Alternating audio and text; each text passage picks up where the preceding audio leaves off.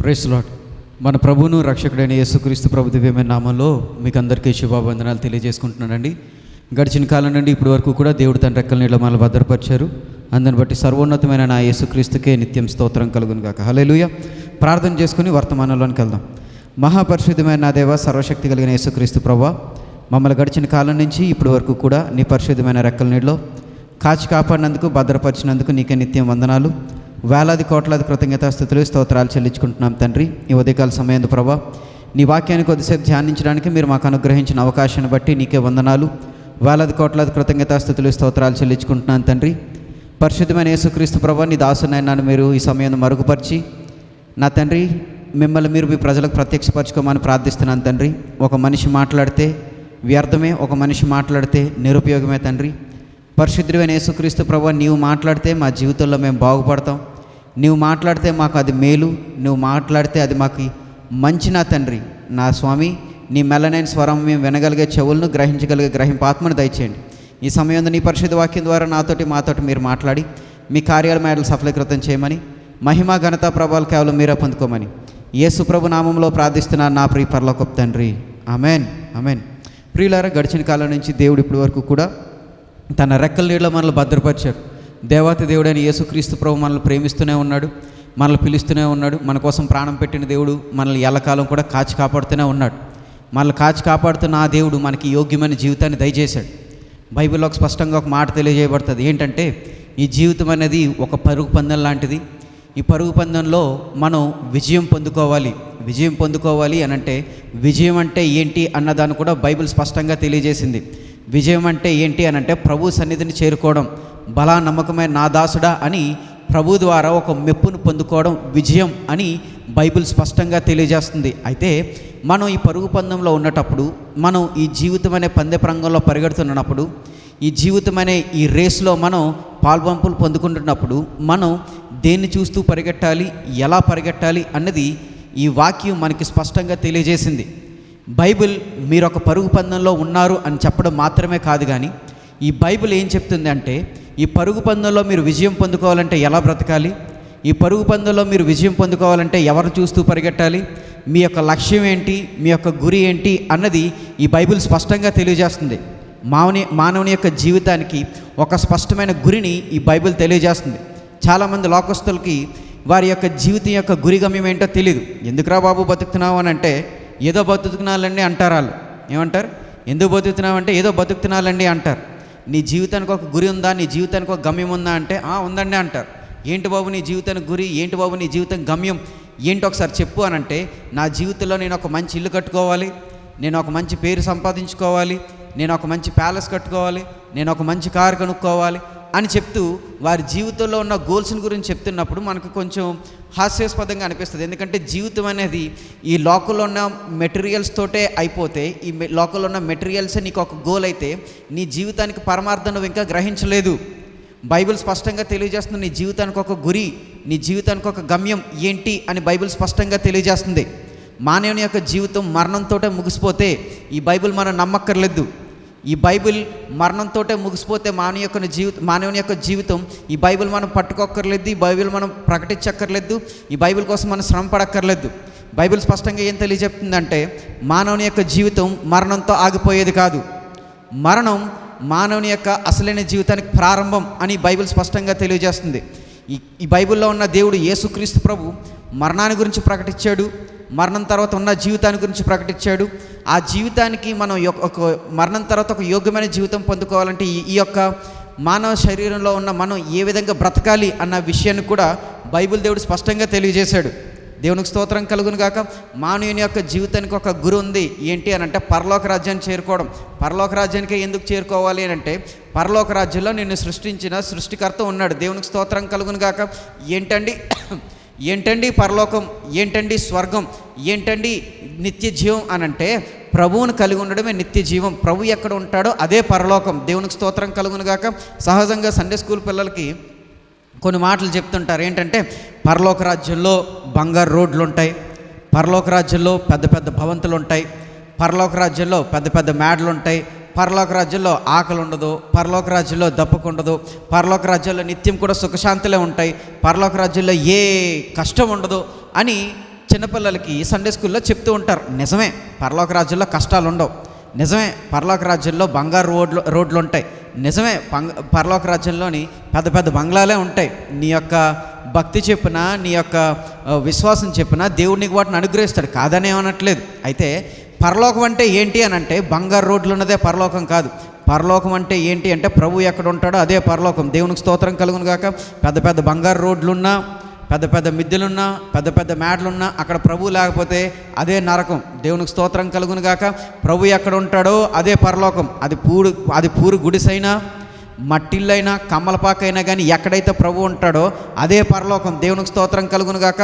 ప్రభు ఎక్కడ ఉంటాడో అక్కడ నిత్యం శాంతి సమాధానం ఉంటుంది. ప్రభు ఎక్కడ ఉంటాడో నిత్యం అక్కడ నెమ్మది కలిగి ఉంటుంది. ప్రభు ఎక్కడ ఉంటాడో అక్కడ మహిమ నిరంతరం నిలిచి ఉంటుంది. దేవునికి స్తోత్రం కలుగును గాక. కాబట్టి మానవుని యొక్క జీవితాన్ని యొక్క గమ్యం ఏంటి అని అంటే పరలోక రాజ్యాన్ని చేరుకోవడం.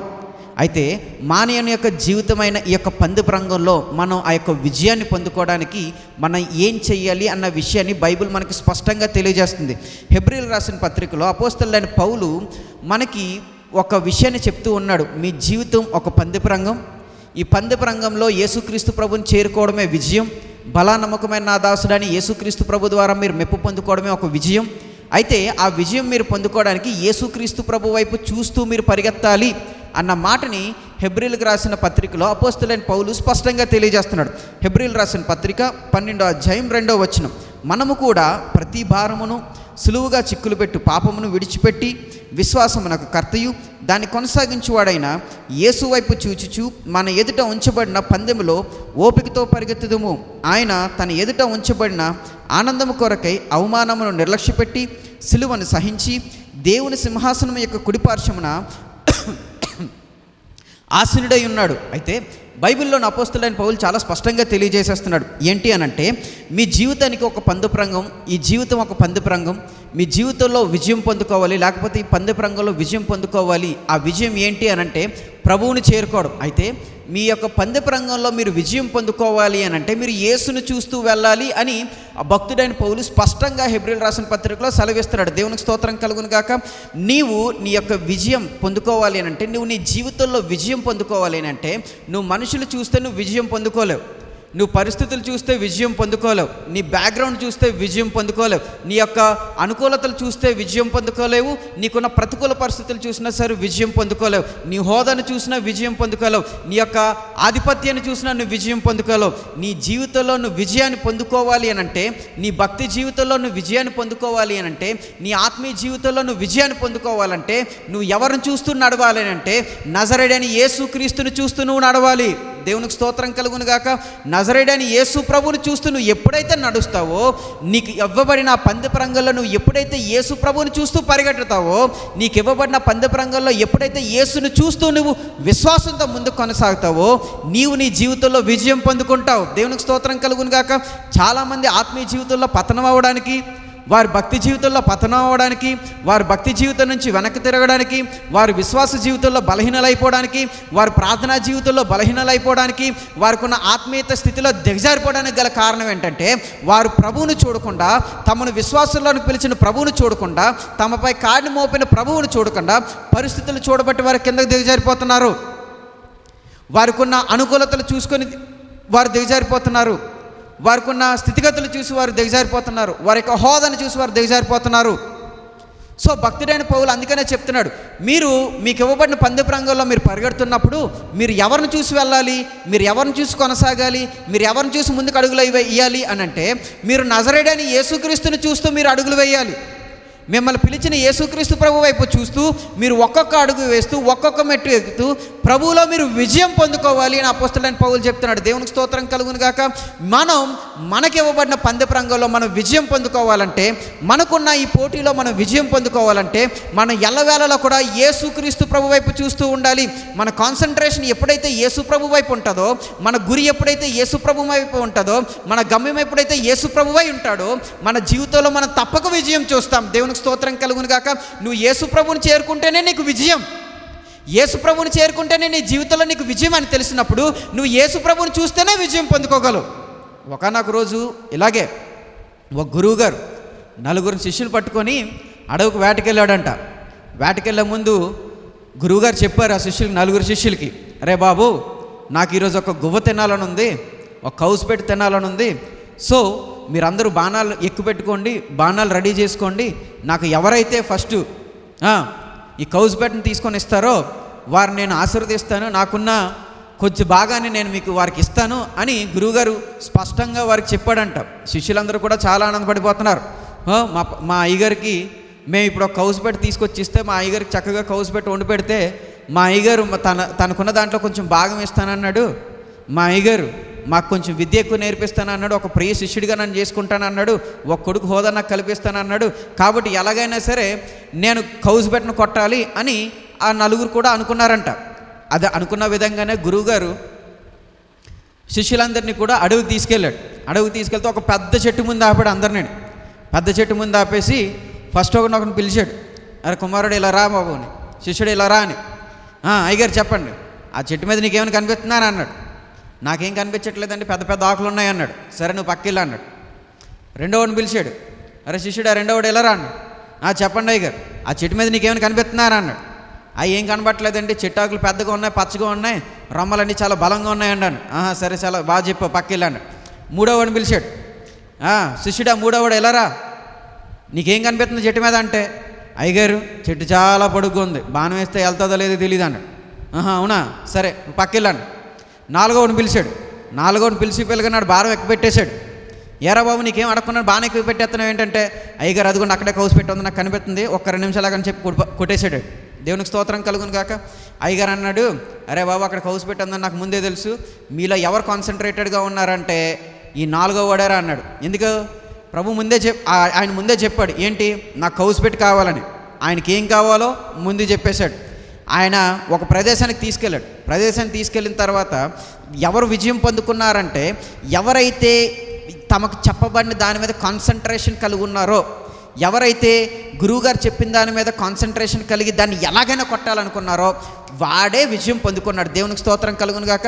తక్కిన ముగ్గురు శిష్యులు కూడా చెట్టు పొడవుగా ఉందని చెప్పినాడు ఒకడు, రొమ్మలు బలంగా ఉన్నాయని చెప్పినాడు ఒకడు, ఆకులు పెద్దగా పచ్చగా ఉన్నాయని చెప్పినాడు ఒకడు ఉన్నాడు తప్ప అక్కడ ఉన్న కౌసు పెట్టు మాత్రం ఎవడో చూడట్లేదు. అంటే ఏంటి, ఆడికి కాన్సన్ట్రేషన్ లేదు, గురువుగారు చెప్పిన దాని మీద ఆడికి గురి లేదు. అందుకని వాళ్ళు ముగ్గురు కూడా ఓడిపోయారు. మన విశ్వాస జీవితంలో కూడా ప్రభు మనకు ముందే చెప్పేశాడు, అరే బాబు నీకు ఒక పందెపు అప్పగించబడింది, నీ జీవితం ఒక పందెపు రంగం. అయితే ఈ పందెపు రంగంలో నేను ఓడిపోవాలన్నా, నువ్వు గెలవాలంటే నువ్వు ఖచ్చితంగా యేసు వైపు చూస్తూ యేసులోనే కొనసాగాలి. నువ్వు ఎప్పుడైతే యేసు వైపు చూస్తూ యేసులో కొనసాగుతావో నీ జీవితం అనే ఈ పందెపు రంగంలో నువ్వు ఖచ్చితంగా విజయం చూస్తావు అని ఈ వాక్యం ద్వారా దేవుడు స్పష్టంగా మనకు తెలియజేసేసాడు. ఇప్పుడు ఈ పందెపు రంగంలో మనం ఉన్నప్పుడు ఎవరిని చూస్తూ వెళ్ళాలి?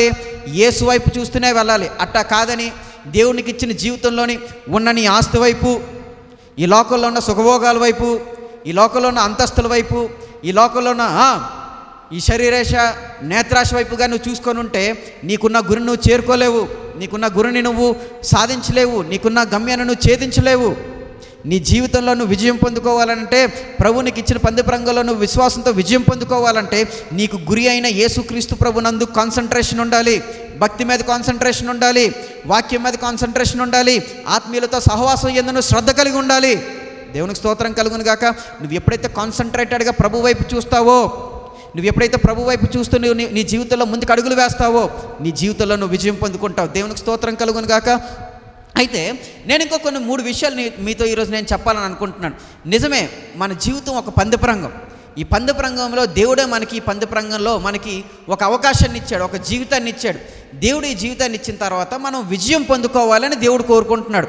విజయం పొందుకోవాలని కోరుకుంటున్న దేవుడు మనకి అన్ని వసతులు కల్పించాడు. ఆయన వసతులు కల్పించకుండా మనకి ఏమి చేయడు.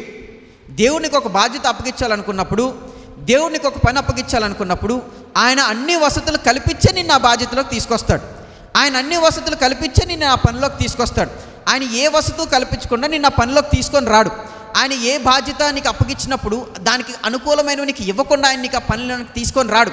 సో నీకు దేవుడు ప్రతీది కూడా అనుగ్రహించి నిన్ను ఆ పనిలోకి తీసుకొస్తాడు. సో అయితే దేవుడు నీకు ప్రతీదీ బయలుపరిచాడు, వాక్యంలో ప్రతీదీ నీకు బయలుపరిచాడు, అన్ని వసతులు నీకు కల్పించే తీసుకొని వస్తున్నాడు. అయితే ఈరోజు బైబిల్లో నుంచి నేను మీకు ఒక 3 విషయాలు నేను చెప్పాలనుకుంటున్నాను. మీరు యేసుక్రీస్తు వైపు చూస్తూ వెళ్ళినట్లయితే మనం ఏమేం పొందుకుంటాం, మన జీవితం అనే ఈ పందెపు రంగంలో మనం పరిగెడుతున్నప్పుడు మనం యేసు వైపు చూస్తూ వెళ్తే మనం ఏమేమి పొందుకుంటాం? మొట్టమొదటిగా నేను ఒక మాట చెప్తాను, ఏంటో తెలుసా? మనం యేసుక్రీస్తు వైపుగానే మనం చూస్తూ వెళ్ళినట్లయితే, మనం యేసుక్రీస్తు వైపు చూస్తూ మన పందెపు రంగంలో ముందు కొనసాగినట్లయితే మన పందెపు రంగంలో మనం విజయం పొందుకుంటాం. దేవునికి స్తోత్రం కలుగును గాక. మొట్టమొదటిది విక్టరీ, విజయం. నువ్వు దేవుని వైపు చూస్తూ ఎప్పుడైతే నీ పరుగును కొనసాగిస్తావో, నీవు దేవుని వైపు చూస్తూ ఎప్పుడైతే నీ పరుగులో ముందుకు కొనసాగుతావో, విశ్వాసం కలిగి ఎప్పుడైతే యేసునే చూస్తూ, యేసునే గురిగా కలిగి ఉంటూ, యేసునే గమ్యంగా కలిగి ఉంటూ ఎప్పుడైతే నువ్వు ముందుకు కొనసాగుతావో, నీవు నీ పరుగు పందెంలో విజయం పొందుకుంటావు. రెండోదిగా, నువ్వు ఎప్పుడైతే ప్రభువుని చూస్తూ పరిగెడతావో, నీ జీవితం అనే పందెపు రంగంలో ఎప్పుడైతే యేసుక్రీస్తు ప్రభువుని చూస్తూ నువ్వు ముందుకు కొనసాగుతావో, దేవుడు నిన్ను పిలిచిన ఆ పిలుపుకు నువ్వు పరిపూర్ణతలోనికి తీసుకొని వస్తావు. దేవునికి స్తోత్రం కలుగును గాక. పిలుపు యొక్క పరిపూర్ణత జరుగుతుంది నువ్వు ఎప్పుడైతే యేసుక్రీస్తు ప్రభువుని చూస్తూ ముందుకు వెళతావో. మూడోదిగా కానీ చూసుకున్నట్లయితే, మీరు యేసును చూస్తూ ముందుకు కొనసాగుతున్నప్పుడు, మీరు యేసు మీద ఆధారపడి ముందుకు కొనసాగుతున్నప్పుడు, మిమ్మల్ని పిలిచిన నమ్మదగిన దేవుడైన యేసు వైపు చూస్తూ మీరు ముందుకు నడుస్తున్నప్పుడు, మీ జీవితంలో మీరు అద్భుతాలను, ఆశ్చర్యకార్యాలను అనుభవిస్తారు. You will experience the miracles in your life. Praise the lord. నువ్వు యేసు వైపు చూస్తూ ముందుకు వెళ్తున్నప్పుడు నీ జీవితంలో నీవు అద్భుతాలని ఎక్స్పీరియన్స్ చేస్తావు. దేవునికి స్తోత్రం కలుగును గాక. కాబట్టి నేను ఒక్కొక్క పాయింట్ని మీకు నేను కొద్ది నిమిషాలు వివరించాలని ఆశపడుతున్నాను. పరిశుద్ధాత్మ ప్రేరేపణతో కొద్దిసేపు నేను మీతో ఈ వాక్యాన్ని పంచుకోవాలని ఆశపడుతున్నాను. దయచేసి అందరూ కూడా శ్రద్ధతో, దేవా నాతో మాట్లాడు అని ఆశతో మీరు కానీ వాక్యం విన్నట్లయితే, దేవుడు ఖచ్చితంగా మీతో ఈరోజు వాక్యం ద్వారా మాట్లాడతాడు. ఇక్కడ కూర్చున్న ప్రతి ఒక్కరితో దేవుడు ఈరోజు మాట్లాడాలని ఆశపడుతున్నాడు. యూట్యూబ్ ద్వారా, ఫేస్బుక్ ద్వారా వింటున్న మీతో ఈరోజు ప్రభు మాట్లాడాలని ఆశపడుతున్నాడు. కాబట్టి మీరు వినగలిగే చెవులు కలిగి, గ్రహించగలిగే గ్రహింపాత్మను కలిగి శ్రద్ధగా దేవుని యొక్క వాక్యాన్ని వినండి. శ్రద్ధగా దేవుడి మాటలు మీరు వినండి. దేవుడు ఖచ్చితంగా మీతో తన యొక్క మెల్లనైన స్వరం ద్వారా మాట్లాడతాడు. మనం మొట్టమొదటి పాయింట్గా చూసుకున్నట్లయితే, దేవుని వైపు మీరు చూస్తూ పరిగెడుతున్నప్పుడు, when you look unto Jesus, you will finish your race. నువ్వు దేవుని వైపు చూస్తూ పరిగెడుతున్నప్పుడు నీ జీవితంలో నువ్వు విజయం చూస్తావు. ప్రతి ఒక్కరు కూడా తమ జీవితంలో విజయం పొందుకోవాలని కోరుకుంటారు. అది ఆత్మీయ జీవితంలోనైనా, వివాహ జీవితంలోనైనా, వ్యాపార జీవితంలోనైనా, విద్యార్థి జీవితంలోనైనా, లేకపోతే ఉద్యోగ విషయంలోనైనా ప్రతి ఒక్కరు కూడా తమ జీవితంలో వారు విజయం పొందుకోవాలని కోరుకుంటారు. ఏ ఒక్కరు కూడా తమ పరుగులో ఓడిపోవాలని ఎవరు కోరుకోరు. ఇప్పుడు ఎలక్షన్కి పోటీ చేస్తారని నాయకులు, నేను ఓడిపోవాలని ఎవరైనా ప్రయత్నాలు చేస్తారా? ప్రయత్నం చేయరు. ఇప్పుడు క్రికెట్ మ్యాచ్లు అవుతున్నాయి వరల్డ్ కప్లోని, ఏ టీం అయినా సరే మేము ఈరోజు ఓడిపోవాలి, మేము ఈరోజు గెలకూడదు అని ఎవరైనా ఆడతారా? లేదు. ఏ ఒక్కరు పరుగు ప్రారంభించినా, ఏ ఒక్కరు పందెం ప్రారంభించినా, ఏ ఒక్కరు పోటీలో ఉన్నా వాళ్ళు బలవంతులు అవని, బలహీనలు అవని, ఎలాగైనా నేను గెలాలని కోరుకుంటారు. ఎలాగైనా గెలాలని కోరుకోవాలి కూడా. ఓటమిని ఎప్పుడు కూడా మనం అంగీకరించడానికి వీల్లేదు. దేవునికి స్తోత్రం కలుగును గాక. మనం గెలిచే వరకు పోరాడుతూనే ఉండాలి. పక్కవాడు ఓడిపోయే వరకు మనం పోరాడుతూనే ఉండాలి. మనం ముందుంచిన బహుమానం మనం పొందుకునేంత వరకు కూడా మనం పోరాడుతూనే ఉండాలి. దేవునికి స్తోత్రం కలుగును గాక. పట్టుత్వం కలిగి, పట్టుదల కలిగి ఎప్పుడైతే మన ముందుంచిన పందెపు రంగంలో మనం పరిగెట్టడం మొదలు పెడతామో ఖచ్చితంగా విజయం మందే. దేవునికి స్తోత్రం కలుగును గాక. నీ గురి మీద నీ కాన్సన్ట్రేషన్ ఉన్నంత కాలం, నీ గురి మీద నీకు కాన్ఫిడెన్స్ ఉన్నంత కాలం, దేవుడు నేను పిలిచిన పిలుపు మీద నీ కాన్సన్ట్రేషన్ ఉన్నంత కాలం నీకు విజయమే కలుగుతుంది. దేవునికి స్తోత్రం కలుగును గాక. దేవుని వైపు చూస్తూ నువ్వు పరుగులెడుతున్న కాలం, దేవుడి వైపు చూస్తూ నువ్వు అడుగు వేస్తున్నంత కాలం నీకు విజయమే లభిస్తుంది. దేవునికి స్తోత్రం కలుగును గాక. అపోస్తలుడైన పౌలు బైబిల్లో ఒక మాట చెప్పాడు. అందుకనే నువ్వు ప్రభు వైపు చూస్తూ వెళ్ళినట్లయితే నువ్వు విజయం పొందుకుంటావని. అపోస్తలుడైన పౌలు కూడా తన జీవితంలోనే ప్రభు వైపు చూస్తూ అడుగులు వేశాడు.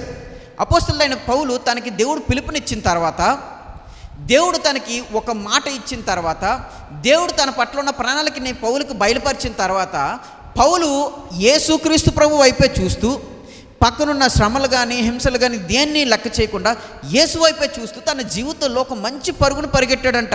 అదే ఆయన చెప్తున్నాడు. ఏంటంట? అపోస్తల కార్యాలు 9వ అధ్యాయం 15-16 వచనంలో కానీ మనం చూసుకున్నట్లయితే, అపోస్తలుడైన పౌలు పట్ల దేవుడు కలిగి ఉన్న ప్రణాళిక అక్కడ దేవుడు బయలుపరచడం మనం చూస్తాం. అపోస్తల కార్యాలు 9వ అధ్యాయం 15వ వచనం 16వ వచనం. అందుకు ప్రభువు, నీవు వెళ్ళుము, అన్యజనుల ఎదుటను, రాజుల ఎదుటను, ఇశ్రాయేలీయుల ఎదుటను నా నామమును భరించుటకు ఇతడు నేను ఏర్పరచుకున్న సాధనమై ఉన్నాడు. ఇతడు నా నామము కొరకు ఎన్ని శ్రమలు అనుభవించవలనో నేను అతనికి చూపుదనని అతనితో చెప్పాను. ఇక్కడ అపోస్తలుడైన పౌలు యొక్క పిలుపును మనం గమనిస్తాం. అపోస్తలుడైన పౌలు పట్ల దేవుడు ఎటువంటి ప్రణాళిక కలిగి ఉన్నాడు అన్న విషయాన్ని మనం ఇక్కడ గమనిస్తాం. దేవుడు అన్యన్యతో ఈ మాట చెప్పడం మనం గమనిస్తాం. అసలు వాస్తవంగా చెప్పాలంటే అపోస్తలుడైన పౌలు యొక్క ముందు పేరు ఏంటి అంటే సౌలు. ఈ సౌలు అనే వ్యక్తి ఎప్పుడూ కూడా క్రీస్తుని హింసిస్తూ, క్రీస్తు ప్రజలు బాధిస్తూ, ఎల్లప్పుడూ కూడా సంఘాన్ని హింసిస్తూ, దొరికిన వారిని దొరికినట్టుగా చంపేస్తూ, దొరికిన వారిని దొరికినట్టుగా హింసిస్తూ, ఒక హానికరుడిగా, ఒక దూషకుడిగా, ఒక హింసకుడిగా అపోస్తలుడైన పౌలు మనం తిరగడం చూస్తూ ఉంటాం. అయితే ఎప్పుడైతే ఒక్కసారి యేసుక్రీస్తు ప్రభు యొక్క వెలుగు, యేసు ప్రభు యొక్క మహిమ అపోస్తలుడైన పౌలుపై ప్రసరించబడిందో, ఎప్పుడైతే పౌలు యేసు ప్రభు యొక్క మాట విన్నాడో తన సౌలుగా ఉన్న తన జీవితం పౌలుగా మార్చబడింది. అయితే ఆ యొక్క హింసకుడిగా, దూషకుడిగా ఉన్న ఆ యొక్క సౌలు యొక్క జీవితం మీద దేవుని యొక్క ప్రణాళిక ఏంటో అనన్యకి దేవుడు స్పష్టంగా బయలుపరుస్తున్నాడు. ఏంటి అని అంటే, నువ్వు వెళ్ళు, అన్యజనుల ఎదుటను, రాజుల ఎదుటను, ఇశ్రాయేలు ఎదుటను నా నామాన్ని భరించడానికి అతను నేను నియమించుకున్నాను. ఎవరంటే ఈ సౌలు ముందు హింసించేవాడే, ఎవరంటే ఈ సౌలు ముందు హానికరుడే, దూషించేవాడే, ప్రభువుని ఎప్పుడూ కూడా హింసిస్తున్నవాడే. ప్రభువా నువ్వు ఎవరు? సౌలా సౌలా నువ్వు వేళ నన్ను హింసిస్తున్నావు అని అన్నప్పుడు ప్రభు సౌలు అంటాడు, ప్రభువా నువ్వు ఎవరంటే, నువ్వు హింసిస్తున్న యేసును. ఎవరిని హింసించాడంట పౌలు? యేసును హింసించాడంట.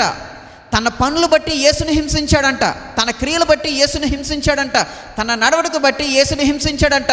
సంఘాన్ని పాడు చేయడానికి గవర్నమెంట్స్ దగ్గర నుంచి ఆర్డర్ పొందుకున్నాడంట ఈ సౌలు.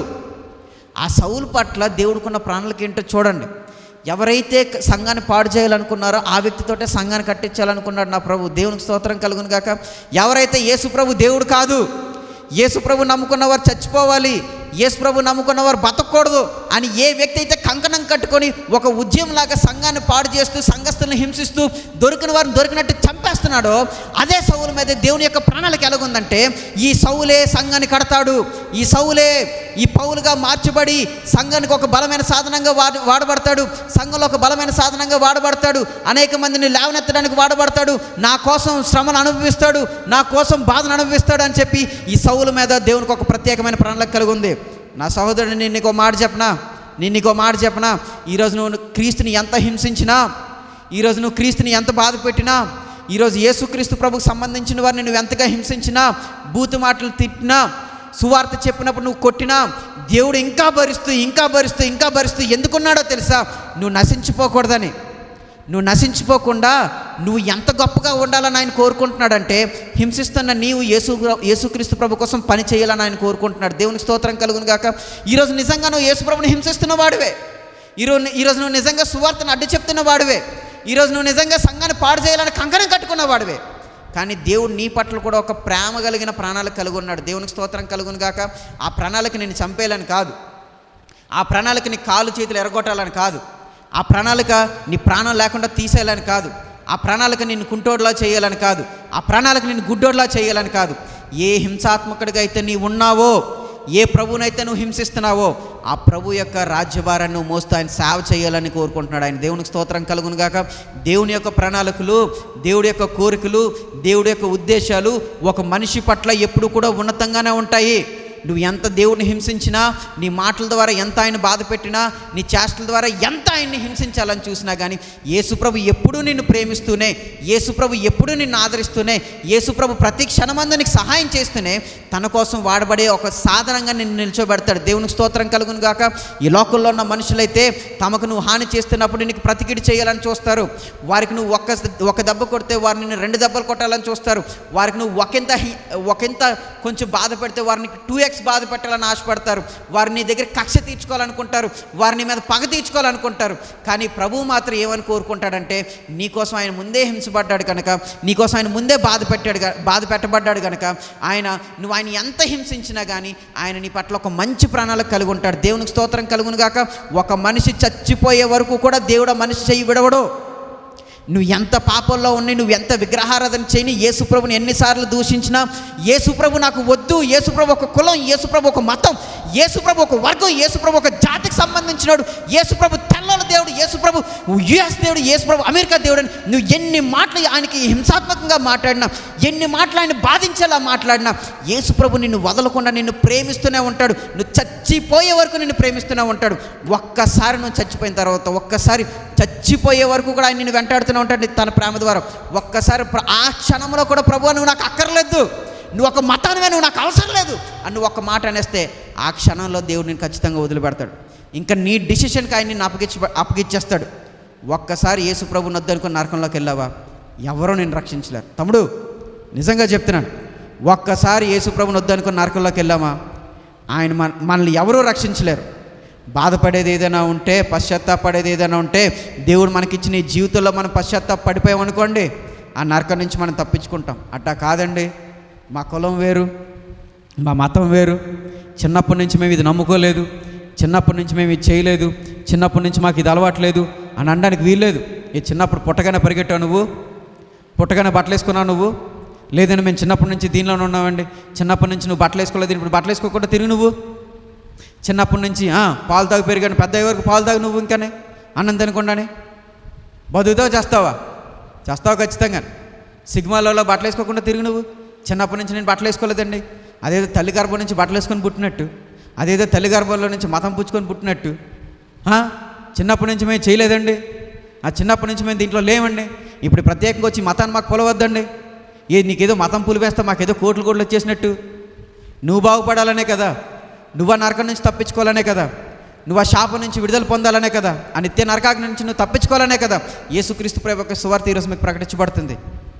కాబట్టి నేనేం చెప్తున్నానంటే, అపోస్తలుడైన పౌలుకి దేవుడు గొప్ప ప్రణాళిక కలిగి ఉన్నాడు. పౌలు పట్ల గొప్ప ప్రణాళిక కలిగి ఉన్నాడు. హింసాత్మకుడే, దూషించిన వాడే, యేసుప్రభుని ఇబ్బందులు పెట్టినవాడే, సంఘాన్ని బాధ పెట్టినవాడే, అయినా దేవుడు ఒక యోగ్యమైన ప్రణాళిక అపోస్తలుడైన పౌలు పట్ల కలిగి ఉన్నాడు. ఎంతగా పౌలు జీవితం మార్చబడిందంటే, ఒకానొక రోజు యేసుప్రభు నమ్ముకున్నందుకు కొట్టాడు పౌలు, కానీ ఈరోజు యేసుప్రభు కోసం తాను ఒక దెబ్బ తిన్నాడు. ఒకానొక రోజు సంఘాన్ని పాడు చేశాడు పౌలు, ఈరోజు సంఘాన్ని కట్టడానికి బలమైన వాక్యం ప్రకటించే సేవకుడిగా మార్చబడ్డాడు సౌలు. దేవునికి స్తోత్రం కలుగును గాక. పౌలుగా మార్చబడ్డాడు తన జీవితంలో. ఈరోజు నీ జీవితం మార్చబడిందా? ఈరోజు నీ జీవితం మార్చబడాలని దేవుడు కోరుకుంటున్నాడు. అందరూ పౌలుని చూసి అనుకున్నారు, ఒరే బాబు ఈడు హింసాత్మకుడు, ఈడు దోషకుడు, ఈడు ప్రతి ఒక్కరికి హాని చేయడానికి వస్తున్నాడు, ఇదిగా గవర్నమెంట్ నుంచి ఒక పర్మిషన్ పొందుకున్నాడు క్రైస్తవులందరినీ చంపేయడానికి, గవర్నమెంట్ నుంచి ఒక పర్మిషన్ పొందుకున్నాడు క్రీస్తు నమ్ముకున్న వాళ్ళందరినీ బాధ పెట్టడానికి, ఇప్పుడు ఈడు కానీ మన దగ్గర కలిస్తే మమ్మల్ని అందరినీ చంపేస్తాడా బాబు అని మనుషులు అనుకున్నారు పౌలు పట్ల. కానీ ప్రభు అంటాడు, నేను అతనితో మాట్లాడాను. ఏంటి? నేను అతనితో మాట్లాడాను. ఆయన నా నామాన్ని భరించడానికి పిలువబడ్డాడు. దేవునికి స్తోత్రం కలుగును గాక. నా కోసం హింసను పొందడానికి పిలువబడ్డాడు. రాజుల ఎదుట అతను నిలబెడతాను, అధికారుల ఎదుట ఆయన నిలబెడతాను, ఇశ్రాయేలీయుల ఎదుట ఆయన నిలబెడతాను, ప్రతి ఒక్క ఘనుడి ముందు ఆయన నిలబెడతాను. నేను నా కోసం నా నామాన్ని భరించడానికి ఒక సాధనంగా వాడుకుంటాను అన్నాడు ఆయన. దేవునికి స్తోత్రం కలుగును గాక. వాస్తవానికి సౌలు అయితే అర్హుడు కాదు దానికి. దేవుడు పిలిచిన పిలుపుకి సౌలు అర్హుడు కాదు. ఎవరండి? సౌలు కాకుండా ఇంకా మనుషులు ఎవరు లేరా? సౌలు కాకుండా మిగతా ప్రజలు ఎవరు లేరా? యేసుప్రభు దగ్గరికి వచ్చి ప్రార్థన చేసుకునేవారు లేరా? ఈ అన్నన్యాయం లేడా? ఈయన వెళ్ళి సరిపోడా యేసుప్రభు నిలబడితే అక్కడ వెళ్ళి నిల్చుండిపోవడానికి?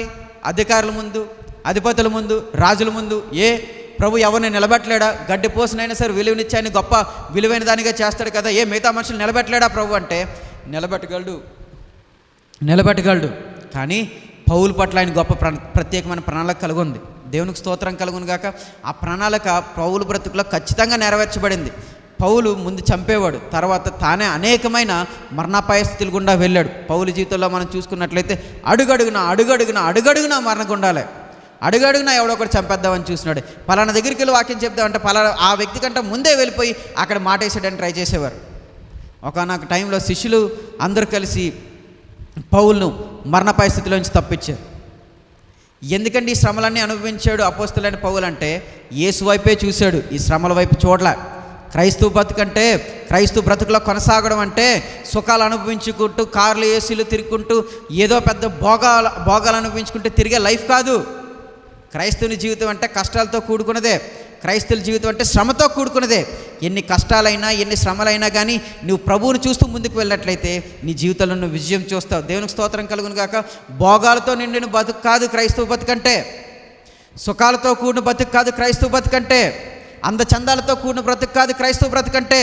క్రైస్తవ బ్రతుకులోని కష్టాలు ఉంటాయి. అందుకనే ప్రభు అంటాడు, ఎవడైనా నన్ను వెంబడించగోరిని ఎట్లా తన సిలువెత్తుకొని నన్ను వెంబడించాలి. ఏంటి ఎత్తుకొని వెంబడించాలి?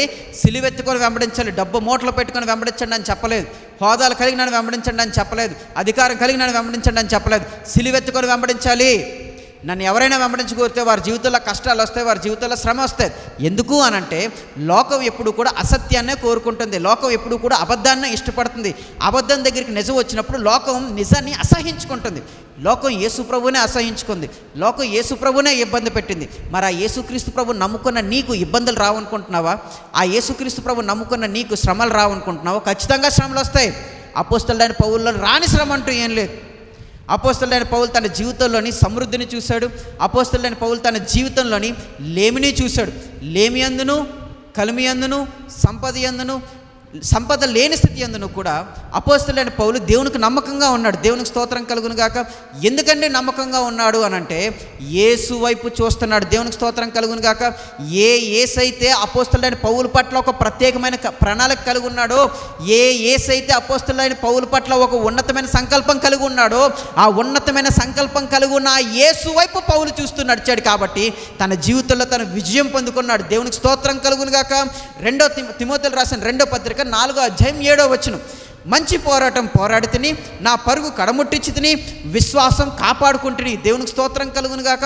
అపోస్తలుడైన పౌలు యొక్క చివరి జీవితంలో చెప్తున్న మాట ఏంటంటే, అయ్యో అయ్యో నా జీవితంలో ముందే నిన్ను తెలుసుకోలేకపోయినే, నా జీవితంలో ముందే నేను చేయలేకపోయానే, అయ్యో నా పిలుపుని నేను సరిగా ఫినిష్ చేయలేకపోయాను, దేవుడు నా పట్ల కలిగి ఉన్న ప్రణాళికని నేను నెరవేర్చుకోలేకపోయాను, దేవుడు నా పట్ల కలిగి ఉన్న ప్లాన్ని నేను కరెక్ట్గా ఇంప్లిమెంట్ చేయలేకపోయాను అన్న బాధతో లేడంట పౌలు. ఏం చెప్తున్నాడు? నేను మంచి పోరాటం పోరాడి తిని, మంచి పోరాటం పోరాడాడంట. ఏదో పోరాడామంటే పోరాడాము, ఆ పోరాడి ఓడిపోయాము, పోరాడి గెలిచాము, లేకపోతే పోరాడి వదిలేసాము, రాజీ పడే భక్తి చేసాము, అది కాదండి అపోస్తలుడైన పౌలు చెప్తుంది. ఏం చెప్తున్నాడు అపోస్తలుడైన పౌలు? మంచి పోరాటం పోరాడాను, నా పరుగు కడముట్టించాను, నేను విజయంతో నా పరుగును ముగించాను, అంతవరకు విశ్వాసం కాపాడుకున్నాను. ఈరోజు ఎంతమంది మన జీవితంలో చెప్పగలం మనం, నేను మంచి పోరాటం పోరాడుతున్నానండి? అసలు పోరాడుతున్నారా మీరు? అసలు మంచి పోరాటం పోరాడుతున్నారా? రెండో పక్క పోరాటం పోరాడుతున్నారా? లోకంతో మీకు పోరాటం ఉందా? లోకంతో మీకు యుద్ధం ఉందా? లోకంతో యుద్ధం మీకు లేదనుకోండి, మీరు లోకంతో రాజీ పడిపోయినట్టు. లోకంతో పోరాటం మీకు లేదనుకోండి, మీరు లోకంతో రాజీ పడిపోయినట్టు. మీ ఫ్రెండ్స్ దగ్గరతో మీకు పోరాటం లేదనుకోండి, వాళ్ళతో మీరు రాజీ పడిపోయినట్టే. ఆడు తాగుతున్నప్పుడు నువ్వు తాగితే నీ బతుకులో నీకు పోరాటం ఎక్కడ ఉంటుంది? ఆడు సినిమా చూస్తున్నప్పుడు నువ్వు సినిమా చూస్తే నీ బతుకులో పోరాటం ఎక్కడ ఉంటుంది? ఆడు వ్యభిచారం చేయడానికి నేను ప్రేరేపిస్తున్నప్పుడు నువ్వు వ్యభిచారం చేస్తే నీకు పోరాటం ఎక్కడ ఉంటుంది? పోరాటం అంటూ ఏంటి అని అంటే వద్దు అని చెప్పడం. దేవునికి స్తోత్రం కలుగును గాక. నువ్వు మాతో పబ్బుకి రంటే నేను రాను అని చెప్పడం పోరాటం. నువ్వు మాతో సినిమాకి రంటే నేను రాను అని చెప్పడం పోరాటం. నువ్వు నాతో పాటు తిరిగంటే నేను తిరగను అని చెప్పడం పోరాటం. నువ్వు సిగరెట్ కాల్చుంటే నేను సిగరెట్ కాల్చను అని చెప్పడం పోరాటం. నీ జీవితంలో పోరాటం ఉందా అసలు? కొంతమంది చెప్పే మాటలు ఏంటంటే, నా విశ్వాస జీవితం చాలా సాఫీగా సాగిపోతుందండి. సాఫీగా సాగిపోతుందంటే తిన్నగా నరకానికి వెళ్ళిపోతున్నా. జాగ్రత్త. నువ్వు కానీ ఒక పటిష్టమైన భక్తి చేయగలిగినట్లయితే, నువ్వు ఒక రోషం కలిగి భక్తి చేయగలిగినట్లయితే నీ బంధువులు నిన్ను వదిలేస్తారు, నువ్వు ప్రేమించిన వారు నిన్ను పక్కన పెడతారు, నువ్వు యేసు ప్రభుని ప్రేమించినందుకు నేను పక్కన పెట్టేస్తారు. నువ్వు అప్పుడు దాకా నా ప్రాణ స్నేహితుడు అనుకున్నవాడు కూడా నువ్వు యేసు ప్రభుని వెంబడిస్తున్నప్పుడు నువ్వు నాకు వద్దు, నువ్వు యేసు ప్రభుని వెంబడిస్తున్నావు కాబట్టి అని చెప్పి నేను ఒడిచి వెళ్ళిపోతారు. నువ్వు ప్రేమించిన వారు కూడా నువ్వు యేసు ప్రభుని నమ్ముకున్నావు కాబట్టి నువ్వు నాకు వద్దు అని చెప్పి వెళ్ళిపోతారు. నీ తల్లిదండ్రులు కూడా ఒకనొక టైంలో నువ్వు యేసు ప్రభుని నమ్ముకుంటే నా ఇంట్లో ఉండడానికి వీళ్ళది గెట్ అవుట్ అని చెప్పే రోజులు కూడా వస్తాయి. ఇవే పోరాటాలు. ఈ పోరాటాల్లో కానీ నువ్వు విజయం పొందుకున్నట్లయితే విశ్వాసానికి కర్త దాన్ని కొనసాగించే ఆయన యేసుక్రీస్తు ప్రభు నీకు విజయాన్ని దయచేస్తాడు. దేవునికి స్తోత్రం కలుగును గాక. నీ జీవితంలో ఒక మంచి పోరాటం పోరాడాలి. అపోస్తలుడైన పౌలు తన జీవితంలో అడుగడిగిన పోరాటాలు పోరాడాడు. అడుగడిగిన పోరాడాడు. ఎన్ని రాజకీయ ఇబ్బందులు వచ్చాయి, ఎన్ని రాజకీయ ఒత్తిళ్ళు వచ్చినా సరే అపోస్తలుడైన పౌలు తన జీవితంలో పోరాడాడు. అందుకని ఆఖరిలో ఏం చెప్తున్నాడంటే, మంచి పోరాటం పోరాడాను నేను, ప్రతి ఒక్కరితో పోరాడాను నేను, ప్రతి ఒక్క సమస్యతో పోరాడాను నేను. అది డబ్బు విషయంలో టెంప్టేషన్ వచ్చినా నేను పోరాడాను, స్త్రీ విషయంలో టెంప్టేషన్ వచ్చినా నేను పోరాడాను, పాస్తుల విషయంలో టెంప్టేషన్ వచ్చినా నేను పోరాడాను, రాజకీయ నాయకుల నుంచి నాకు టెంప్టేషన్ వచ్చినా నేను పోరాడాను, ఇహలోక సంబంధమైన ప్రతి దాని నుంచి నాకు టెంప్టేషన్ వచ్చినా నేను పోరాడాను. అది అపోస్తలుడైన పౌలు చెప్తున్న సాక్ష్యం. ఈరోజు నీ జీవితంలో పోరాడుతున్నావా? పోరాట పటిముందా నీలో? యేసు కోసం ఒక వ్యక్తిని వద్దు అని చెప్పుకునే పోరాట పటిముందా నీకు? యేసు కోసం ఒక పరిస్థితి నాకు వద్దు అని చెప్పుకునే పోరాట పటిముందా నీకు? యేసు క్రీస్తు ప్రభు కోసం నాకు ఈ ఆస్తి అక్కర్లేదు అని నీ తల్లిదండ్రులతో చెప్పే పోరాట పటిముందా నీకు? సాధు సుందర్ సింగ్ గారు తండ్రి, చాలా డబ్బు ఉన్నాడు ఆయన.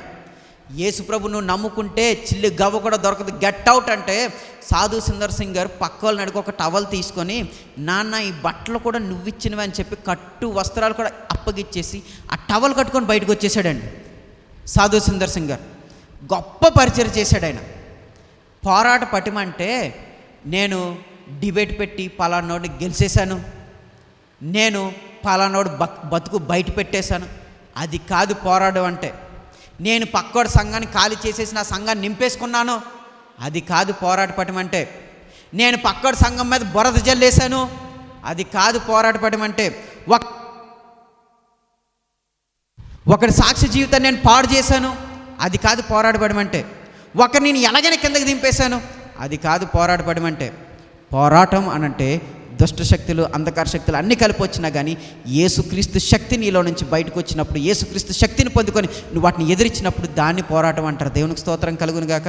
ఈ లోకంలో నువ్వు మనుషులతో పోరాడాలి, ఈ లోకంలో నువ్వు పరిస్థితులతో పోరాడాలి, వస్తువులతో పోరాడాలి, నీ ఫోన్తో పోరాడాలి. ప్రతి ఒక్క విషయంలో నీకు పోరాటం ఉంటూనే ఉంటుంది. ఒక క్రైస్తవుడైన వాడు ఎల్లప్పుడూ కూడా యుద్ధరంగంలో ఉన్నట్టే. అటుపక్క మనుషుల నుంచి, ఇటుపక్క నుంచి దురాత్మ శక్తుల నుంచి, ఇటుపక్క పరిస్థితుల నుంచి పోరాటాలు వస్తూనే ఉంటాయి. నీ గురి ఎప్పుడైతే యేసు వైపు ఉంటుందో, యేసు వైపు చూస్తూ నువ్వు ఎప్పుడైతే ముందుకు వెళ్తావో నీ ముందున్న పోరాటాలను నువ్వు విజయం పొందుకుంటావు. దేవునికి స్తోత్రం కలుగును గాక. నువ్వు యేసు వైపే చూసుకుంటూ ఉంటే ఈ పోరాటాలు ఏవీ నీకు కనబడవు. నువ్వు యేసు వైపే కాన్సన్ట్రేషన్ కలిగి ఉంటే ఈ పరిస్థితులు ఏవి నేను కదిలించలేవు. నువ్వు యేసు వైపు చూస్తూనే ముందుకు వెళ్ళినట్లయితే ఈ ఇబ్బందులు ఏవి నీకు ఇబ్బందులుగా అనిపించవు. చాలామంది తమ విశ్వాస జీవితంలో వెనక్కి వెళ్ళిపోవడానికి గల కారణం, భక్తి జీవితంలో నుంచి వెనక్కి వెళ్ళిపోవడానికి గల కారణం ఏంటంటే, అయ్యా యేసు ప్రభుని నమ్ముకున్నంత వరకు మా జీవితాలు బాగానే ఉన్నాయి, యేసు ప్రభుని నమ్ముకున్న తర్వాత, యేసు ప్రభు నిజమైన దేవుడు అని ఆయన దగ్గరికి వచ్చిన తర్వాత మా జీవితంలో కష్టాలు ఎక్కువైపోతున్నాయండి, మా జీవితంలో బాధలు ఎక్కువైపోతున్నాయండి, మా జీవితంలో శ్రమలు ఎక్కువైపోతున్నాయండి, మేము ఈ శ్రమలు తట్టుకోలేకపోతున్నామండి, అందుకనే యేసు ప్రభు నుంచి వెనక్కి వెళ్ళిపోయామండి. యేసు ప్రభు నమ్ముకుంటే మాకు ఏదో కలుగుతుంది అనుకున్నామండి, అది కలగలేదు, అందుకని యేసు ప్రభు నుంచి మేము వెనక్కి వెళ్ళిపోయామండి. నేను చెప్తాను, ఇలాంటి వాళ్ళు ఎవరంటే యేసుని చూడకుండా ఈ లోకంలో ఉన్న ఏదో ఆయన దగ్గర నుంచి పొందుకుందామని వచ్చిన వాళ్ళు. దేవునికి స్తోత్రం కలుగును గాక. వీళ్ళకి యేసు ప్రభు అక్కర్లేదు, వీళ్ళకి భక్తి అక్కర్లేదు, వీళ్ళకి ప్రార్థన అక్కర్లేదు. వీళ్ళకి ఏం కావాలంట? యేసు ప్రభు దగ్గర నుంచి సుఖభోగాలు కావాలి, యేసు ప్రభు ఇచ్చే పలుకుబడి కావాలి, యేసు ప్రభు ఇచ్చే హోదా కావాలి. అయ్యో వీళ్ళు యేసు ప్రభు నమ్ముకున్నారంటే చాలా భక్తి పరులండి అని 10 మంది గౌరవించే ఆ గౌరవం కావాలి. కానీ యేసు ప్రభు కోసం ఒక మాట అయినా పడలేని వాళ్ళు ఇల్లు పరలోక రాజ్యాలు వీళ్ళకి చోటు లేదు. నీతి కొరకు ఆకలి దప్పులు కలిగి ఉండాలి, యేసు కోసం హింసలు అనుభవించాలి. దేవునికి స్తోత్రం కలుగును గాక. నువ్వు యేసు కోసం ఎంతైతే లోకంలో హింసించబడతావో, నీకున్న పందెపు రంగంలో ఎన్ని కష్టాలైతే నువ్వు అనుభవిస్తావో, నీకు దేవుడు నీ ముందుంచి నీ పందెపు రంగంలో ఎన్ని శ్రమలు శోధనలు అయితే నువ్వు జయిస్తావో అంత మహిమను నువ్వు పరలోక రాజ్యంలో పొందుకుంటావు. దేవునికి స్తోత్రం కలుగును గాక. క్రైస్తవుడైన వాడు మహిమను పొందుకోవాల్సింది లోకంలో కాదు, క్రైస్తవుడు అనేవాడు విజయం పొందుకోవాల్సింది లోకంలో ఉన్న వాటిలో కాదు. క్రైస్తవుడు అనేవాడు విజయం పొందుకోవాల్సింది, క్రైస్తవుడు అనేవాడు మహిమ పొందుకోవాల్సింది పరలోక రాజ్యంలో. దేవునికి స్తోత్రం కలుగును గాక. ఈ భూలోకంలో ఉన్నవన్నీ సంపాదించుకుంటే అది విజయం కాదు, పరలోక రాజ్య సంబంధమైన సంపాదించుకుంటే అదే విజయం. దేవునికి స్తోత్రం కలుగును గాక. క్రైస్తవుడు అనేవాడు యుద్ధ రంగంలో ఉండి పోరాడాల్సింది దురాత్మంధకార శక్తులతో, విజయం పొందుకోవాల్సింది యేసుక్రీస్తు ప్రభు యొక్క శక్తితో. ఆ యేసుక్రీస్తు వైపు చూస్తూ కానీ నువ్వు వెళ్తున్నట్లయితే నీ జీవితంలో నువ్వు విజయం పొందుకుంటావు. దేవునికి స్తోత్రం కలుగును గాక. వెనుకున్న వాటిని మరిచి, నీకున్న కష్టాలు మరిచి, నీకున్న ఇబ్బందులు మరిచి, మనుషులు మాట్లాడుతున్న మాటలు మరిచి నువ్వు కానీ యేసు వైపు చూస్తూ వెళ్ళినట్లయితే నీ జీవితంలో విజయం పొందుకుంటావు. చాలామంది తమ జీవితంలో వెనకబడిపోవడానికి గల కారణం ఏంటంటే తమ పాత చేతు అనుభవాలను తమ జీవితంలో ఎప్పుడు వారు జ్ఞాపకానికి తెచ్చుకుంటూ వారు దాన్ని చూస్తూ కుమిలిపోతూ బాధపడిపోతూ అదే స్థితిలో వారు ఉండిపోతారు. దేవుడిని కోసం ఇచ్చిన ప్రణాళిక వేరు. దేవుడు నిన్ను ఆశీర్వదించాలనుకున్నప్పుడు, దేవుడు నువ్వు గొప్పవాడు అవ్వాలని కోరుకున్నప్పుడు, దేవుడు నిన్ను ఒక ఉన్నతమైన స్థితిలో ఉంచాలి అనుకున్నప్పుడు నీ పాత రోత జీవితానికి సంబంధించిన ఆ జ్ఞాపకాలు నువ్వు అలా జ్ఞాపకం చేసుకుంటూ ఆ బాధలోనే ఉండిపోతే, ఆ వేదనలోనే ఉండిపోతే, ఆ దుఃఖంలోనే ఉండిపోతే ఎప్పుడు నువ్వు పైకి వెళ్తావు? దేవుడు నిన్ను దీవించాలని కోరుకుంటున్నాడు, దేవుడు నిన్ను ఆశీర్వదించాలని కోరుకుంటున్నాడు, దేవుడు నిన్ను గొప్ప చేయాలని కోరుకుంటున్నాడు. ఆయన గొప్ప చేయాలనుకున్నప్పుడు నీ పాత రోత జీవితానికి సంబంధించిన ఆ జ్ఞాపకాలతో నువ్వు ఉండిపోతే ఎప్పుడు పైకి వస్తావు నువ్వు?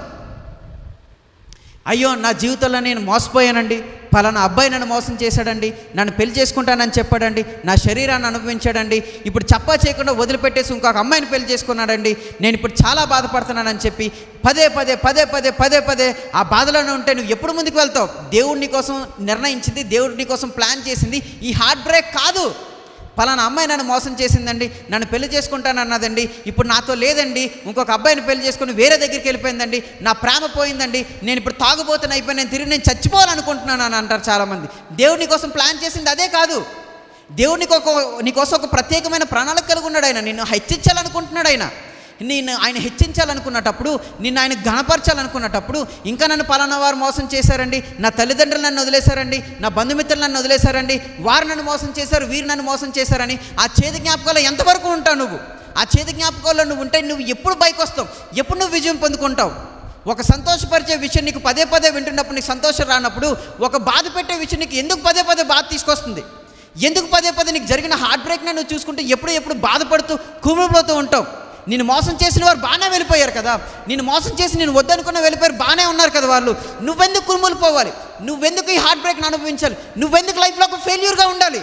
దేవుని కోసం పెట్టిన ప్రణాళికలో, దేవుని కోసం పెట్టిన ప్లాన్లను ముందుకు వెళ్ళి యేసు వైపు చూస్తూ, అయ్యా నాకు హార్ట్ బ్రేక్ అయింది, ఇదిగో విరిగి నలిగిన వారిని నువ్వు బాగు చేసేవాడు కదా నాయనా, దిగజారిపోయే వారిని నువ్వు కట్టేవాడు కదా, సమస్యల వారికి నువ్వు సాధ తీర్చేవాడు కదా, నా జీవితం పాడైపోయింది, నా జీవితాన్ని బాగు చేయి అని యేసు ప్రభు దగ్గరికి నువ్వు కానీ జీవితాన్ని తీసుకొచ్చినట్లయితే నీ జీవితాన్ని కడతాడైనా. ఎందాక ఫెయిల్యూర్స్ని చూస్తావు, ఎందాక ఓటములు చూస్తావు, ఎందాక నువ్వు మోసాలనే గుర్తు చేసుకుంటావు, ఎందాక నీ జీవితంలో చేదు జ్ఞాపకాలనే జ్ఞాపకం చేసుకుంటూ ఇంకా నా జీవితం ఇంతే ఫెయిల్యూర్ అనుకుంటూ ఆ ఫెయిల్యూర్లో ఎంతగానో మురిగిపోతావు నువ్వు. యేసు ప్రభు నీకు విజయం ఇవ్వాలనుకుంటున్నాడు.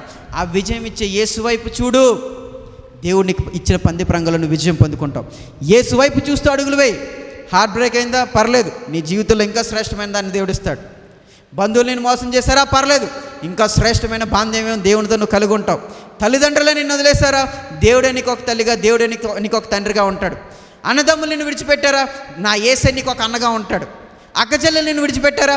నా యేసే అక్క చెల్లెల కంటే ఎక్కువగా నేను ప్రేమతో ప్రేమిస్తాడు. ఆయన దేవునికి స్తోత్రం కలుగును గాక.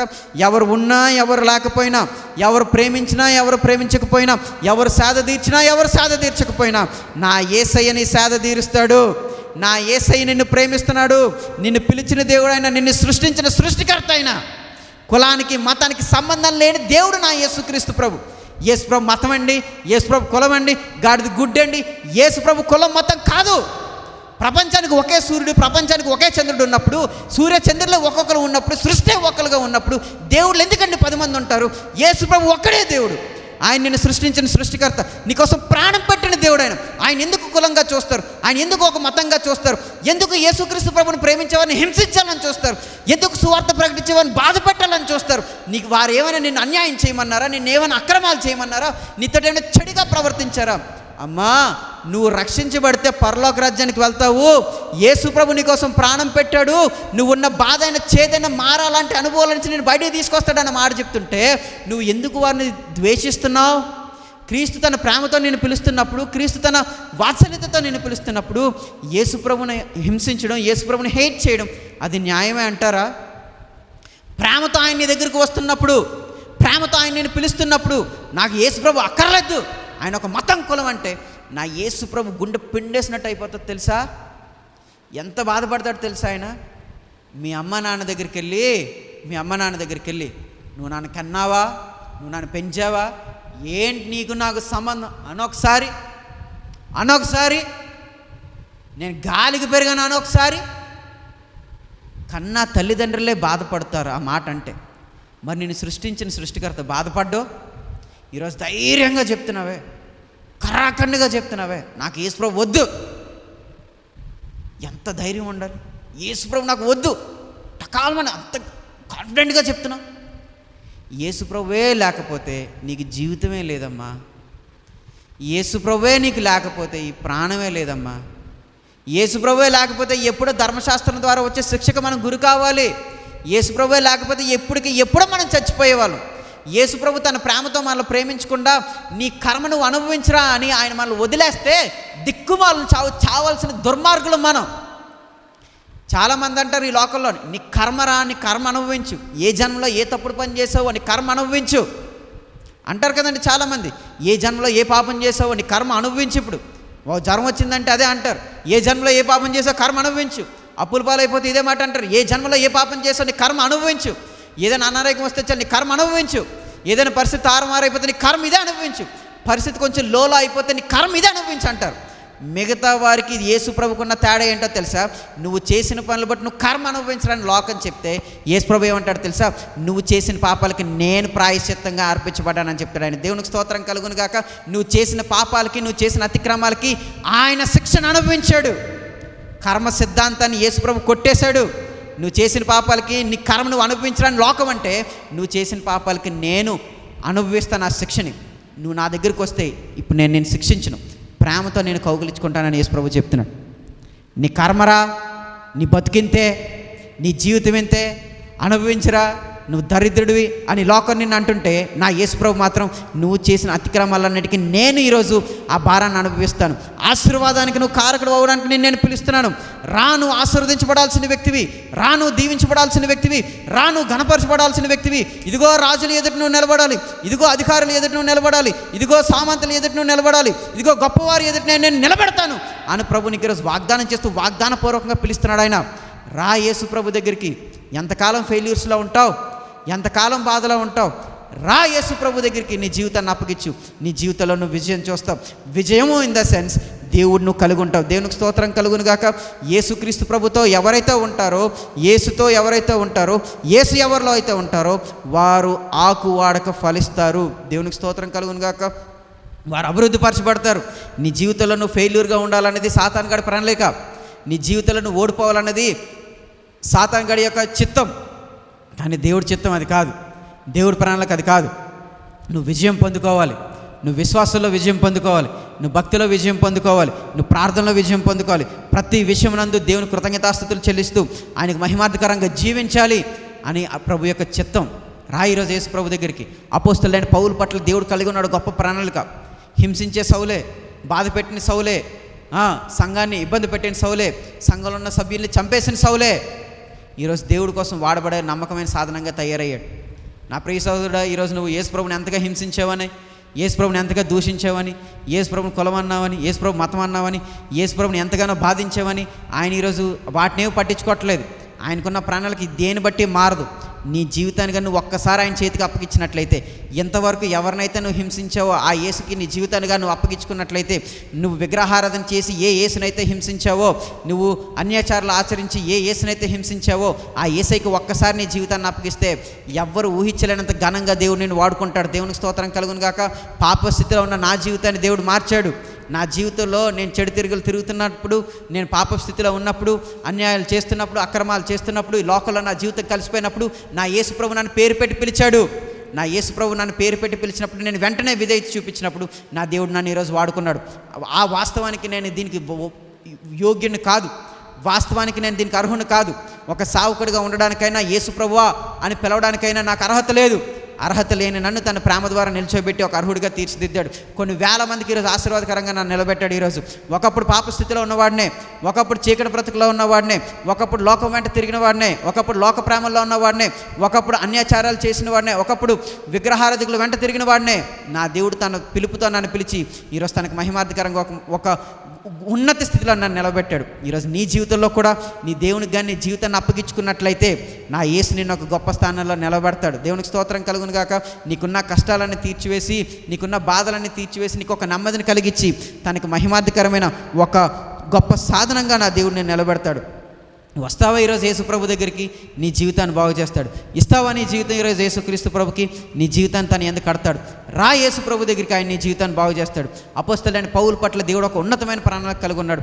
ఆ ప్రణాళిక దేవుడు నెరవేర్చాడు. దేవునికి స్తోత్రం కలుగును గాక.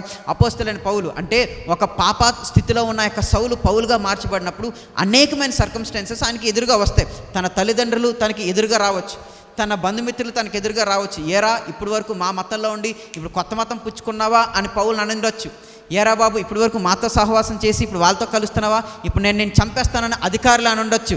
ఎన్నో ప్రతికూలమైన పరిస్థితులు ఆయన అనుభవిస్తూ ఉండొచ్చు. కానీ ఎప్పుడైతే అపోస్తలుడైన పౌలు యేసు వైపు చూస్తూ ముందుకు వెళ్ళాడో ఈ ప్రతికూలత అంతా కూడా యేసు నామములో కొట్టివేయబడింది. దేవునికి స్తోత్రం కలుగును గాక. ఆ ప్రతికూలతలో కూడా పౌలుకి దేవుడు సహాయం చేసి తన పరుగును విజయవంతంగా ముగించడానికి సహాయం చేశాడు. ఈరోజు నీ జీవితంలో కూడా ఇప్పుడు నువ్వు అన్యుడిగా ఉన్నావేమో, ఈరోజు నీ జీవితం కూడా ఇంకా యేసుప్రభుని అంగీకరించకుండా ఉన్నావేమో, ఈ వర్తమానం విన్న తర్వాత యేసుప్రభు దగ్గరికి రావాలని నువ్వు కోరుకుంటున్నావేమో. అయ్యా యేసయ్యా, నీ ప్రాణాలకు నా పేద ఏముంది నాకు తెలియజెప్పు, నేను కూడా నీ సేవ చేస్తాను, నేను నీ సేవలో పాలుపంపులు పొందుకుంటాను. ఇదిగో సాధు సుందర్ సింగ్ ఎప్పుడైతే సత్యాన్ని విని సత్యాన్ని గ్రహించి తన జీవితానికి సమర్పించుకున్నాడో, అట్టి విధంగా సాధు సుందర్ సింగ్ వల్లే నేను కూడా నా జీవితానికి సమర్పించుకుంటాను. అయ్యా నాకు సహాయం చేయి, ఒక్క మాట ప్రభు దగ్గర అడుగు చూడు, తన మహిమను నీపై ప్రకాశింపజేసి ఎంత ఘోరమైన పాపం నువ్వు చేసినా వాటన్నిటిని క్షమించి తన సాధనంగా నేను వాడుకుంటాడు. దేవునికి స్తోత్రం కలుగును గాక. నన్ను నా స్కూల్లో నుంచి 4 సార్లు బయటికి తగిలేశారు, ప్రవర్తన బాగాలేదని. నా కాలేజీలో నుంచి 3 సార్లు బయటికి తగిలేశారు, ప్రవర్తన బాగాలేదని. ఎవరైతే నన్ను బయటికి తగిలేశారో వారి ముందే దేవుడు ఈరోజు నన్ను గణపరిచాడు. దేవునికి స్తోత్రం కలుగును గాక. ఈరోజు పెద్ద పెద్ద డిప్యూటీ మేనేజర్లు, స్టీల్ ప్లాంట్లో ఉన్న గొప్ప గొప్ప గనులైన వారు, రాజకీయ నాయకులు కూడా చేతులెత్తి అయ్యగారు వందనాలని చెప్తున్నారంటే దానికి గల కారణం నా యేసుక్రీస్తు ప్రభు యొక్క కృపే. దేవునికి స్తోత్రం కలుగును గాక. ఒక ఊరికే ఒక వెలుగ్గా దేవుడు నన్ను నిలబెట్టాడు, ఒక ప్రాంతానికి దేవుడు నన్ను ఒక వెలుగ్గా నిలబెట్టాడు. ఈరోజు నా జీవితాన్నే బాగు చేసిన దేవుడు నీ జీవితాన్ని బాగు చేయలేడా? బూతు మాటలతో నిండిపోయిన నార్నోరునే ఈరోజు స్తుతులతో నింపున్నాడు, వాక్యంతో నింపున్నాడు. నీ జీవితాన్ని, నీ నోటిని తన స్తుతులతో నింపలేడా? నీ జీవితాన్ని తన మహిమతో నింపలేడా? ఖచ్చితంగా నిన్ను తన మహిమతో నింపుతాడు. కానీ నువ్వు చేయాల్సింది ఒకే ఒకటి, యేసు వైపు చూస్తూ ముందుకు వెళ్ళిపోవాలి. అది మరణమైనా, శ్రమ అయినా, బాధ అయినా, హింస అయినా, దూషణైనా, ఏదైనా ప్రభు కోసం అనుభవించడానికి సిద్ధపడు. ఆయన తన గొప్ప మహిమ కిరీటానికి ధరింపజేస్తాడు. ఈరోజు నా జీవితంలో నేను చెప్తున్నాను, సేవ జీవితంలోకి వచ్చిన తర్వాత నన్ను చంపేద్దామని చూసిన వాళ్ళు ఉన్నారు, నా మీద అవాకు చవాకులు పేలిన వాళ్ళు ఉన్నారు, నా మీద జూమ్ మీటింగ్లు పెట్టి మరి అబద్ధాలు ప్రచురించిన వాళ్ళు ఉన్నారు, నన్ను ఎలాగైనా హేళన చేద్దామని తప్పుడు మాటలు ప్రచురించిన వాళ్ళు ఉన్నారు. వారందరి ముందు దేవుడు నన్ను హెచ్చించాడు. దేవునికి స్తోత్రం కలుగును గాక. నా సహోదరుడు, నేను ఒక మాట చెప్తాను వింటావా? నువ్వు యేసు ప్రభు కోసం నిలబడినప్పుడు నీకు కష్టాలు వస్తాయి, కానీ ఆ కష్టాల్లో కూడా నువ్వు ప్రభు కోసం నిలబడినట్లయితే నా ప్రభు నీకు సాయం చేస్తాడు. ఈ రోజుకి నేను చెప్తాను, స్టీవెన్స్ ఎవాంజలికల్ మినిస్ట్రీస్ ఇది ప్రభు వచ్చే వరకు ఉంటుంది. నేను చచ్చిపోయే వరకు సేవ చేస్తూనే ఉంటాను. ఆ సేవ చేయడానికి మనుషులను వదులుకోవడానికైనా కాదు, ప్రాణం వదులుకోవడానికి కూడా సిద్ధం. మా కోసం దేవుడిని వదలవా అంటే వదలను, మా కోసం ప్రభువుని వదలం అంటే వదలం. ప్రాణం ఉన్నంత వరకు ప్రభు సేవ చేస్తాం. అది తల్లిదండ్రులు వదలడానికైనా సిద్ధం, ఆస్తుపాస్తులు వదలడానికైనా సిద్ధం, ఉన్న అధికారాలు, హోదాలు వదలడానికైనా సిద్ధం. కానీ చచ్చిపోయే వరకు ప్రభువుని మాత్రం వదిలే ప్రసక్తే లేదు. అది ఎవరి కోసం కూడా వదిలే ప్రసక్తే లేదు. బతుకున్నానా ప్రభు కోసం సేవ చేస్తాను, చచ్చానా ప్రభు కోసం చేస్తాను. నా మటుకైతే బ్రతుకుడు క్రీస్తే, చావైతే నాకు మేలే. అపోస్తలుడైన పౌలు తన జీవితంలో ఇదే చేశాడండి. అపోస్తలుడైన పౌలు యొక్క జీవితం ముగింపు ఏంటో తెలుసా? తల నరికి చంపేశారు. ఎలా చంపేశారండి? తల నరికి చంపేశారు. తన జీవితంలో తను ఒక విజయంగా తీసుకున్నాడు దాన్ని. ఈరోజు క్రైస్తవ బ్రతికంటే కార్లు వచ్చేసి, బళ్ళు వచ్చేసి, బండ్లు వచ్చేసి, పెద్ద పెద్ద మేడలు కట్టేసుకొని గొప్ప స్థానాల్లోనికి వెళ్ళిపోతే అదే విజయం. చాలామంది భక్తి కొలమానం కూడా అదే చేస్తారు. వీళ్ళు సైకిల్ మీద తిరుగుతున్నారంటే వీళ్ళు పెద్ద భక్తి ఏం లేదేమోనండి. వీళ్ళు చిన్న కార్లో తిరుగుతున్నారంటే వీళ్ళు పెద్ద భక్తి ఏమీ లేదేమో. బిఎండబ్ల్యూలు, ఆడీలు, బెంజ్లు, ఇంకేంటి రోల్స్ రాయిస్లు, ల్యాండ్ రోవర్లు, ఇంకేంటి మెర్సిడీస్లు, ఇవన్నీ వేసుకుని తిరిగితే వాళ్ళు పెద్ద భక్తిపరులు అంట. యేసుప్రభు కోసం ఆకలి దప్పులు ఉన్న వాళ్ళు భక్తిపరులు కాదు వీళ్ళకి. యేసుప్రభు కోసం కొండల్లోనే, లోయల్లోనే సేవ చేసిన వాళ్ళు భక్తిపరులు కాదు వీళ్ళకి. డబ్బు బాగా ఉంటే ఏమున్నట్టంట వీళ్ళకి? భక్తి బాగున్నట్టంట. వీళ్ళు యేసు వైపు చూసిన వాళ్ళు కాదు, డబ్బు వైపు చూసిన వాళ్ళు వీళ్ళు. సో నేను ఒక మాట చెప్తాను, వింటారా? యేసు ప్రభు కోసం ఆకలి దప్పులు కొనుక్కున్నాడే పెద్ద భక్తిపరుడు. దేవునికి స్తోత్రం కలుగును గాక. ఈరోజు ఒకే ఒక పాయింట్ చెప్పాను. యేసు వైపు మీరు చూస్తున్నప్పుడు మీ జీవితంలో మీరు విజయం పొందుకుంటారు. యేసు వైపు చూస్తూ మీరు వెళ్తున్నప్పుడు మీ యొక్క పరుగును మీరు విజయంతో ముగిస్తారు. అపోస్తలుడైన పౌలు యేసు వైపు చూశాడు, తన యొక్క పిలుపును పొందుకొని యేసులో విజయం పొందుకున్నాడు. ఈరోజు నీ జీవితంలో కూడా దేవుడు నేను ఏదైనా ప్రత్యేకమైన పిలుపుతో పిలిచాడా? యేసు వైపు చూస్తూనే వెళ్ళు. నీ ఫ్రెండ్స్ మాట వినడానికి వీల్లేదు, నీ భార్య మాట వినడానికి వీల్లేదు, నీ భర్త మాట వినడానికి వీల్లేదు, నీ తోటి సహోదరుల మాట వినడానికి వీల్లేదు, ఆఖరికి నీ మనసు మాట కూడా వినడానికి వీల్లేదు. మనసు చాలా ఘోరమైన వ్యాధి కలదంట. నీ మనస్సు మాట కూడా వినడానికి వీల్లేదు. యేసు ప్రభు నీకు చెప్పిన మాట వింటూ ముందుకు వెళ్ళు, నీ జీవితంలో నువ్వు విజయం చూస్తావు. యేసు కోసం దేనైనా వదులుకో, కానీ యేసును మాత్రం దేనికోసం వదులుకోకు, నీ జీవితంలో విజయం చూస్తావు. దేవునికి స్తోత్రం కలుగును గాక. నీకోసం ప్రాణం పెట్టేవాడండి యేసుక్రీస్తు ప్రభు. ఈ లోకంలో నువ్వు దేన్ని ప్రేమించినా అది నీకోసం ప్రాణం పెట్టదు. నీ తల్లిదండ్రులు నీకోసం ప్రాణం పెట్టరు, నీ సహోదరులు నీకోసం ప్రాణం పెట్టరు. ఆస్తి తగులు వస్తే నేను చంపి పడేస్తారు, ఆస్తి తగులు వస్తే నేను చంపి పడేస్తారు వాళ్ళు, ఆస్తి తగులు వస్తే నేను పక్కన పడేస్తారు వాళ్ళు, ఆస్తి తగులు వస్తే నీ మీద మచ్చేసేస్తారు వాళ్ళు, నీ పిల్లల మీద మచ్చేసేస్తారు వాళ్ళు. బంధుమిత్రులు మామూలు ఏం కాదు. బంధువులతో బాగున్నంతసేపు బాగానే ఉంటుంది, పొరపాటును వాళ్ళకి కిట్టలేదా నీ మీద నీ కుటుంబాల మీద మచ్చేసేస్తారు వాళ్ళు. ఆ బంధువుల కోసం నువ్వు యేసుప్రభుని వదులుకుంటావా? నీకోసం ప్రాణం పెట్టాడయ్యా ఆయన, నీకోసం పరలోక రాజ్యంలో సింహాసనాన్ని విడిచిపెట్టి వచ్చాడయ్యా ఆయన. యేసుప్రభు కోసం నువ్వు వదులుకోవాలి, కానీ యేసుప్రభుని వదిలేస్తావా? నీకోసం ప్రాణం పెట్టిన యేసుప్రభుని వదిలేస్తావా? నీకోసం ఒక ఉన్నతమైన సంకల్పం ప్రణాళిక కలిగిన యేసుప్రభుని వదిలేస్తావా? అది చాలా అన్యాయం. యేసుప్రభుని వదలకండి, యేసుప్రభుని గట్టిగా పట్టుకోండి, సత్యాన్ని అమ్మవేక గట్టిగా పట్టుకోండి. సత్యం మిమ్మల్ని బ్రతికిస్తుంది, సత్యం మిమ్మల్ని స్వతంత్రాలుగా చేస్తుంది. నరక పాశాల నుంచి దేవుడు నేను విడిపిస్తాడు. దేవునికి స్తోత్రం కలుగును గాక. కాబట్టి ఈరోజు యేసు వైపే చూడండి, యేసులో విజయం పొందుకోండి. మిగతా 2 పాయింట్లు నేను వచ్చేవారని చెప్తాను. నిశ్చయంగా మన దేవుడు మనల్ని దీవించి ఆశీర్వదించును గాక. ప్రార్థన చేసుకుందాం. మహాపరిశుద్ధుడైన యేసుక్రీస్తు ప్రభు, ఈరోజు మాతో నీ వాక్యం ద్వారా మాట్లాడుతున్నావు, నీకే స్తోత్రాలు. నీ స్పష్టమైన స్వరాన్ని మేము వినడానికి కృప చూపించండి దేవా. ఈరోజు నీ వైపు చూస్తూ మేము ముందుకు వెళ్ళడానికి కృప చూపించండి దేవా. నీ వైపు ఎవరైతే చూస్తారో వారికి విజయం దయచేస్తావు. నీ వైపు ఎవరైతే చూస్తారో వారికి విశ్వాసంతో తండ్రి గొప్ప విజయాన్ని దయచేస్తావు. మాకు మీ అందు విజయం దయచేయండి. నీ వైపు చూసే కన్నులు దయచేయండి. నీ మీదే మేము గురువు నిలుపుకోవాలి, నీతోటే మేము సహవాసం చేయాలి, నీలోనే మేము స్థిరపరచబడాలి. గొప్ప కృపను మాకు అనుగ్రహించి మీ కార్యాల మేడలు సఫలీకృతం చేసి ఈ వాక్యాన్ని పవిత్రపరిచి బిడ్డల యొక్క హృదయాల ఈ యొక్క వాక్యాన్ని ఫలింపజేసి నీ కార్యాల మేడలు సఫలీకృతం చేసి విరిగి నలిగిన హృదయం ప్రతి బిడ్డకి అనుగ్రహించి నీ దగ్గరికి వచ్చే మనస్సును ప్రసాదించి మారు మనసును బిడ్డలకు దయచేసి మహిమ ఘనత ప్రభావాలు కేవలం మీరే పొందుకోమని నా ప్రభువును నా రక్షకుడైన యేసుక్రీస్తు ప్రభు నామంలో ప్రార్థిస్తున్నాను నా ప్రియ పరలోకపు తండ్రి, ఆమేన్. మన తండ్రి అయిన దేవుని ప్రేమ, కుమారుడైన యేసుక్రీస్తు కృప, పరిశుద్ధాత్మ త్రియేక దేవుని యొక్క నిత్య సహవాసం ఇప్పుడు ఎల్లప్పుడూ సదాకాలం మనకు తోడుగా నేడిగొండి ఆశీర్వదించి బలపరిచి స్థిరపరచును గాక. ఆమేన్, ఆమేన్.